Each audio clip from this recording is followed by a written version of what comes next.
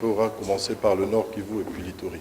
Après leur participation au Forum économique sur le commerce transfrontalier, ces opérateurs économiques venus du Nord Kivu et de l'Ituri ont fait part au chef de l'État de leurs principales difficultés. Il s'agit de l'insécurité dans la partie de l'Est, dont la résolution conjointe de ce problème qui perdure depuis quelques années pourrait ouvrir la porte à la paix et à une prospérité socio-économique des populations de nos deux pays. Il y a aussi le déficit d'infrastructures routières et d'énergie. Nous sollicitons une mise en place des stratégies de développement de l'infrastructure à l'intérêt commun. Il y a aussi le problème des commerces informels. Il y a la perméabilité de nos frontières. S'il y a moyen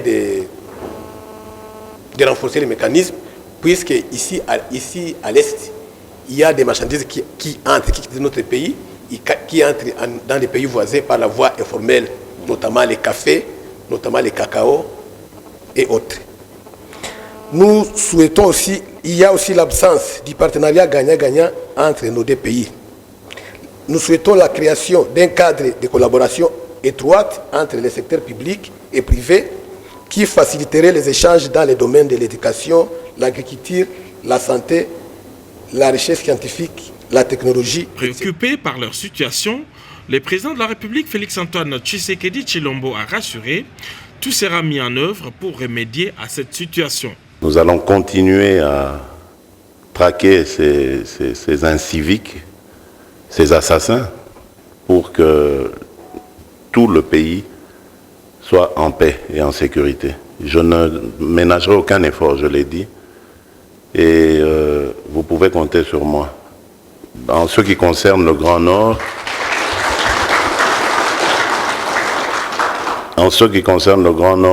l'offensive est déjà en place et les nouvelles sont bonnes. Nous continuons à traquer les ennemis.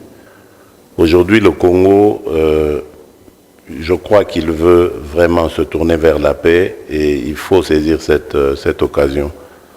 Malheureusement, il y a encore cette épine de Minembwe qui semble vouloir à nouveau ramener ces affres que l'on connaît, mais nous sommes en train de tout faire pour empêcher toute expansion de la violence et essayer de ramener les gens à la raison, toutes ces communautés.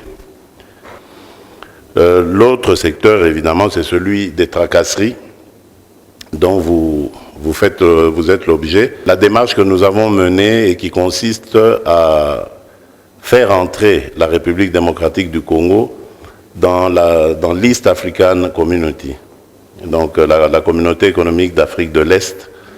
Donc nous y serons avec l'Ouganda, le Rwanda, le Kenya, etc.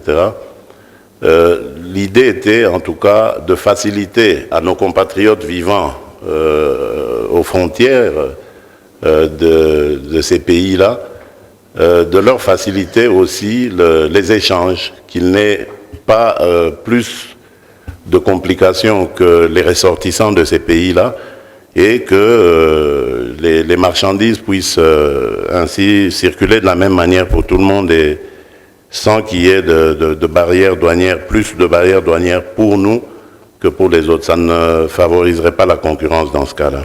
La candidature congolaise à la East African Community est prise très au sérieux par tous les États membres. Son intégration pourrait aider à résoudre plusieurs problèmes liés au commerce transfrontalier. En attendant, après une fructueuse visite d'État en Ouganda, le président de la République a pris son avion en direction de Paris.